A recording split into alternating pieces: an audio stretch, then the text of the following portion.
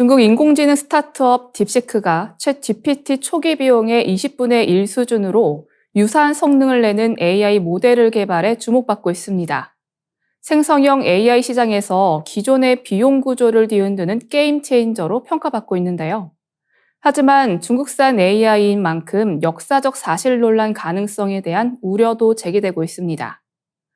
실제로 딥시크 AI는 만리장성의 길이는 몇 킬로미터인가라는 질문에 21,196km라고 답했는데, 이는 2012년 중국 국가문물국이 발표한 조사 결과를 반영한 것입니다. 하지만 국제적으로 일반적으로 알려진 만리장성의 원래 길이는 약 6,352km이며 2009년과 2012년에 걸쳐 고구려 및 대진국 발해가 쌓은 성을 포함하면서 길이가 21,196km까지 늘어난 바 있습니다. 한편 일본 정치권에서는 딥시크 AI 모델의 사용을 중단해야 한다는 주장이 나왔습니다. 일본 아사히 신문에 따르면 일본 집권 자민당의 오노데라 이스노리 정무조사 회장은 1월 31일 중의원 예산위원회에서 딥시크 AI와 오픈 AI의 챗 GPT를 비교한 결과를 공개했습니다. 그는 두 AI 모델의 센카쿠 열도는 일본 영토인가? 라고 물었을 때 전혀 다른 답변이 나왔다고 지적했는데요. 딥시크 AI는 역사적 국제법적으로 중국의 고유 영토라고 답한 반면 챗 GPT는 국제법상 일본 영유권이 확립됐으며 일본이 실효 지배하고 있다는 입장을 보였습니다.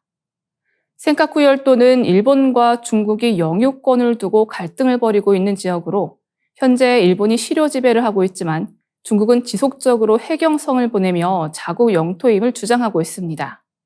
이에 오노데라 의원은 딥시크 AI는 사실을 왜곡하는 위험한 도구라며 일본 국민은 이 AI를 다운로드하지 않기를 바란다고 강조했습니다.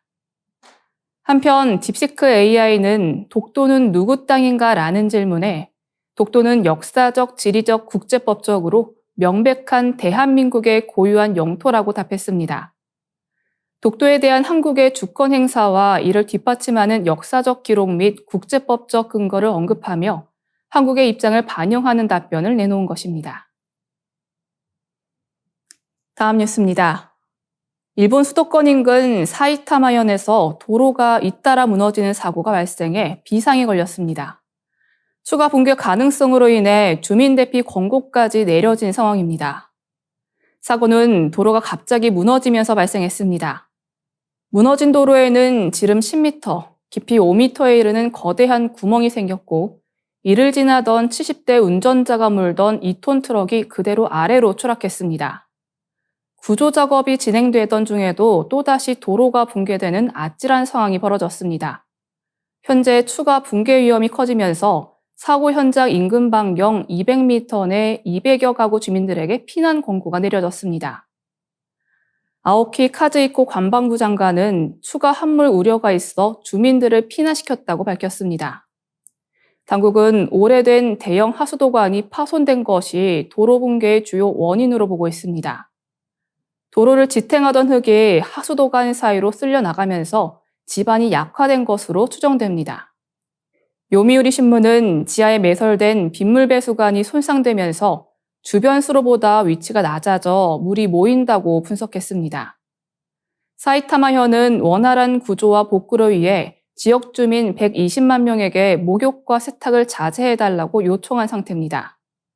또한 사고 현장뿐만 아니라 다른 200곳의 하수도관도 노후와 부식으로 인해 보수가 필요한 것으로 조사됐습니다. 이와 함께 도로가 붕괴되면서 매설된 통신 케이블이 끊겨 인터넷과 전화 이용에도 장애가 발생하는 등 여파가 장기화될 것으로 예상됩니다. 한편 일본에서는 노후화된 하수도관으로 인해 도로 함몰 사고가 빈번하게 발생하고 있습니다. 지난 2022년 한 해 동안만 무려 2,600여 건의 도로 함몰 사고가 보고된 것으로 나타났습니다. 당국은 추가 붕괴를 방지하기 위한 긴급 점검과 복구 작업을 진행하고 있지만 주민들의 불편이 당분간 지속될 것으로 보입니다. 다음 뉴스입니다. 2032년 지구와 충돌 가능성이 1%를 넘는 소행성이 발견돼 과학계에 이목이 집중되고 있습니다. 미국 CNN 등 외신에 따르면 미 항공우주국과 유럽우주국은 최근 2024 YR4라는 소행성을 발견했다고 밝혔습니다. 이 소행성은 지난해 12월 27일 칠레에서 망원경을 통해 관측됐으며 현재 지구에서 약 4,500만 킬로미터 떨어져 있습니다. 지름은 40에서 90m 정도로 추정되며 2032년 12월 22일 지구와 충돌할 확률이 1.2%로 분석됐습니다.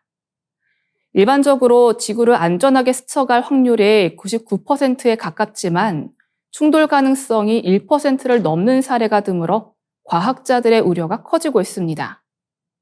보통 충돌 가능성이 1%를 넘으면 국가 및 국제적 차원의 대응이 필요하다고 평가됩니다. 2024 YR4는 토리노 충돌 위험 척도에서 3등급으로 분류됐습니다. 이는 연구자뿐만 아니라 일반 대중도 주목해야 할 사안임을 의미하며 기록에 따르면 이 등급의 소행성은 수천 년마다 한 번씩 지구와 충돌하는 것으로 알려졌습니다.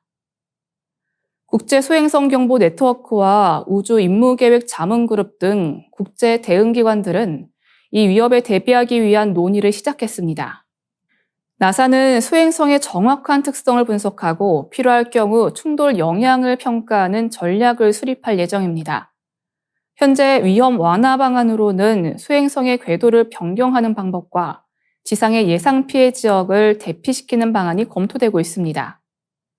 나사 제트추진연구소 산하 지구근접 천체연구센터 연구원은 2024 YR4가 관측 기간이 끝날 때까지 위협으로 남아있다면 실제 대응 조치를 고려할 수도 있다며 현재 우선순위는 지속적인 관측을 통해 2032년 위치의 불확실성을 줄이는 것이라고 밝혔습니다.